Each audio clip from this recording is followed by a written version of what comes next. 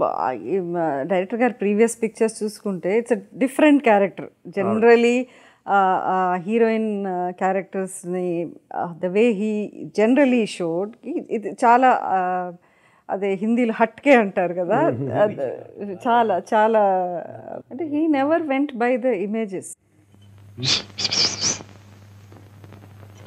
గుళ్ళో ఈయన చెప్పులే తెంపాను, నువ్వు మాట్లాడుతుండు నీ వెళ్తాను. అందుకే అట్టండి అదొప్పని చెయ్యతే అని చెప్పేది. చేపట్లో ఏ బాగుంటుందో నువ్వట చూడమాకయ్యా.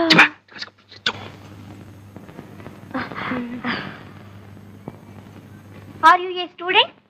Yes, Venkatagiri. No. Are you a student? Yes, yes. Are you married? Are you married? Yes, yes. Oh, she's married. Yes, I have work in kitchen. What work in kitchen?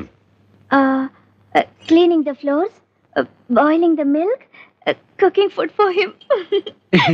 You don't cook food for me? Yes, but you are going. No, I will stay if you ask me for lunch.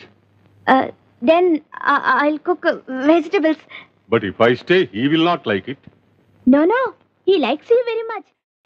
ఆ తర్వాత husband క్యారెక్టర్తో కూడా ఇంకొక scene ఉంది, ఒక fight scene. Even you should see the way it the dialogues కానీ the way if you see I think ఆ పిక్చర్లో that scene I like my performance the best.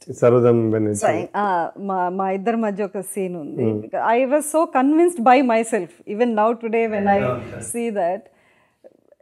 చాలా చాలా రైట్ ఉన్నప్పుడు తనకి ఎందుకని దాన్ని రివోల్ట్ అవ్వకూడదు అన్నట్టుగా రివోల్ట్ అవుతుంది వాడు. అందుకని ఏమి చేయలేక ఇంపార్టెంట్ యాంగర్ అంటామే ఆ పుస్తకం ఏదో పెట్టుకోవట్టాడు. బట్ తరుపు పక్కన ఏమిటి ఉత్తరం? సాంబయ్యని డబ్బు పంపించమని రాసావా? అసలు అతను అడగాల్సిన అవసరం ఏమొచ్చింది? నాకు అతనే తేరగా ఇవ్వక్కర్లేదు, అప్పుగా ఇస్తే చాలు. 6 నెలల్లో కష్టపడి తీర్చిపారేస్తాను. కష్టమా? నువ్వా? 7 ఏళ్లుగా 6 కంపెనీలు మారావు, కుదురుగా ఒక్క చోట ఉన్నావా? పట్టుమని 10 నెలలు పనిచేసావా? Stop it!